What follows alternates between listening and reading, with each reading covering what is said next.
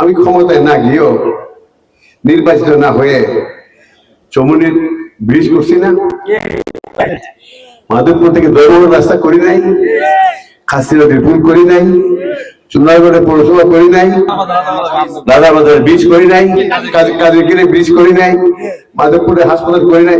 আমি একটা ক্ষুদ্র মানুষ, নির্বাচিত না হয়ে, এমপি না হয়ে, মন্ত্রী না হয়ে যা করেছি গর্ব করে বলতে পারি, না চেয়ে করে বলতে পারি, যারা মন্ত্রী ছিল, লম্বা মন্ত্রী, বাইটা মন্ত্রী যারা ছিল, তারা কেউ আমার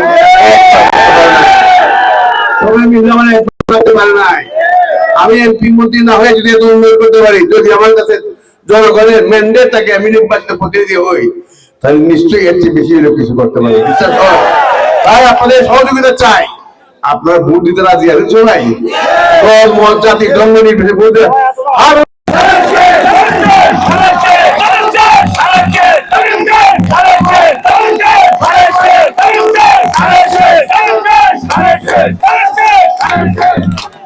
আমি বলতে চাই বাগানবাদীর উদ্দেশ্যে, বাগানের যেসব সমস্যা আছে, যেহেতু তোমার জন্ম বাগান এলাকায়, আমি তোমাদের সমস্যাগুলো অবগত।